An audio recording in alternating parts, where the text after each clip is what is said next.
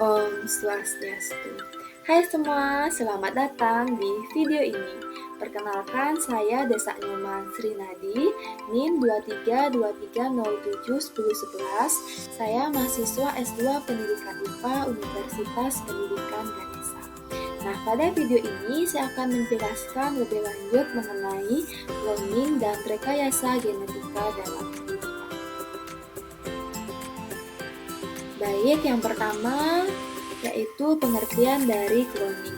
Cloning merupakan proses penggandaan atau menduplikat suatu individu tanpa melalui proses perkawinan sehingga diperoleh sebuah individu yang baru dan memiliki sifat yang unik.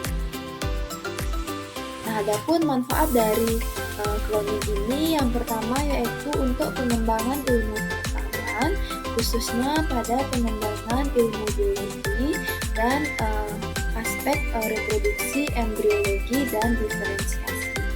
Yang kedua yaitu untuk menghasilkan sifat individu yang unggul sehingga nantinya dapat meningkat lagi dan dapat dikombinasikan dengan teknik transgenik. Yang ketiga yaitu untuk diagnostik dan terapi, contohnya yaitu terapi gen untuk mengobati penyakit genetik. Yang keempat yaitu menolong atau menyembuhkan pasangan yang infertil agar mempunyai keturunan. Nah, selanjutnya yaitu jenis-jenis cloning. Terdapat 3 jenis cloning. Yang pertama yaitu cloning molekul. Cloning molekul ini dilakukan dengan menggunakan bakteri dan plasmid. Yang kedua yaitu cloning sel.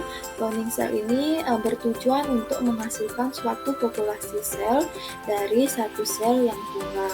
Dan yang terakhir yaitu cloning organisme yang bertujuan untuk menghasilkan organisme multisel yang identik secara genetik melalui reproduksi aseksual. Nah, selanjutnya terdapat beberapa teknik cloning. Yang pertama yaitu embryo twinning. Embryo twinning ini merupakan proses alamiah yang terjadi pada kembar identik. Nah, pada embrio yang masih dini dilakukan spirasi secara manual sehingga menghasilkan sel-sel individu yang selanjutnya akan membelah dan berkembang dengan sendirinya. Yang kedua ada blastomer dispersal.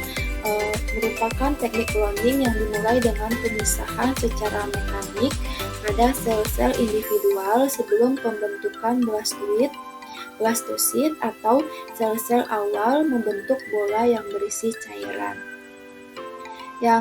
Teknik yang ketiga yaitu nuclear transfer atau somatic cell nuclear transfer, disingkat dengan SCNT, merupakan teknik yang dibutuhkan oleh dua sel, yaitu sel donor dan sel telur. Nah, teknik ini sering digunakan dalam penelitian, khususnya pada cloning hewan. Nah, aplikasi dari teknik SCNT ini adalah pada penelitian cloning reproduktif dan cloning terapeutik. Selanjutnya, terdapat beberapa faktor yang mempengaruhi pelaksanaan cloning. Yang pertama yaitu dipengaruhi oleh spesies itu sendiri. Yang kedua yaitu tipe sel donor inti. Yang ketiga yaitu modifikasi genetik. Yang keempat yaitu adanya ovum resipien. Yang kelima perlakuan terhadap sel donor sebelum dilaksanakan transfer inti.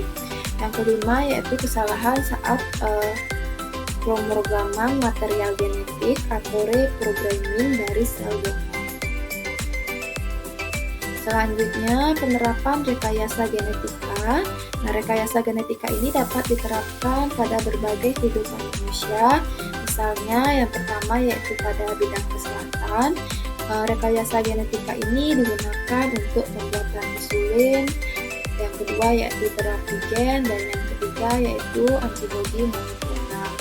Selanjutnya pada bidang industri, rekayasa genetika ini digunakan untuk tes DNA, bertujuan untuk keperluan kecantikan. Yang kedua yaitu digunakan pada industri tekstil. yang memiliki konsep ramah lingkungan. Bidang yang ketiga yaitu pada bidang forensik, yang mana rekayasa genetika ini dimanfaatkan untuk pemeriksaan sidik jari DNA atau sering disebut dengan DNA fingerprint.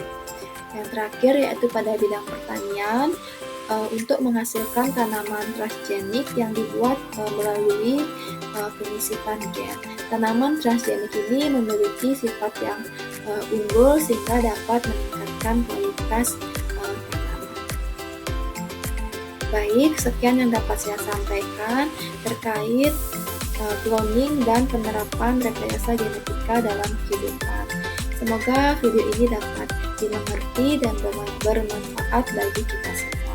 Akhir kata, saya ucapkan terima kasih dan sampai jumpa pada video berikutnya.